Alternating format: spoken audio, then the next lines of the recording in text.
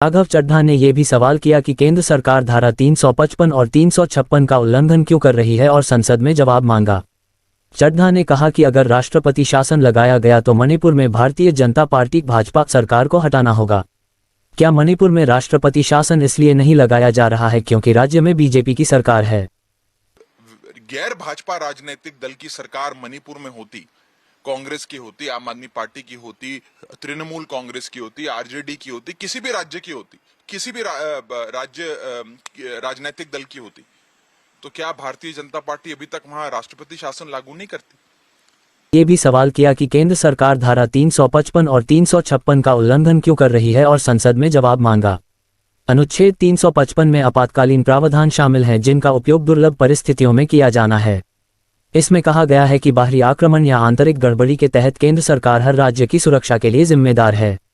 ये केंद्र सरकार को अनुच्छेद 352 के माध्यम से आपातकाल की स्थिति घोषित करने या घोषित करने का अधिकार देता है। सोमवार को संसद सत्र शुरू होने से पहले चड्ढा ने समाचार एजेंसी एएनआई से कहा कि देश में शांति बनाए रखना सरकार की जिम्मेदारी है। प्रधानमंत्री नरेंद्र मोदी से हिंसा प्रभावित मणिपुर पर बोलने की मांग करते हुए चड्ढा ने कहा, देश की मांग है कि सरकार और पीएम मोदी को मणिपुर के मुद्दे पर बोलना चाहिए। देश में शांति बहाल करना केंद्र सरकार की जिम्मेदारी है। आज हम इस मुद्दे पर संसद में पूछना चाहता हूं कि क्यों अनुच्छेद 355 और 356 का इस प्रकार से वायलेशन केंद्र सरकार ने किया, इस पर केंद्र का नोटिस दिया है। संसद का मानसून सत्र शुरू होने के बाद से विपक्ष ने मणिपुर हिंसा पर चर्चा की मांग की है।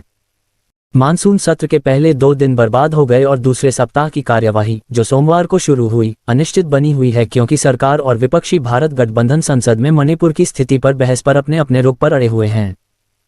3 मई के बाद से पूर्वोत्तर राज्य जातीय झड़पों की चपेट में है, मुख्य रूप से आदिवासी कुकी के बीच, जो ज्यादातर पहाड़ी जिलों में रहते हैं, और बहुसंख्यक मैतेई इम्फाल घाटी में प्रमुख समुदाय जिसमें कम से कम 50,000 लोग विस्थापित हुए हैं।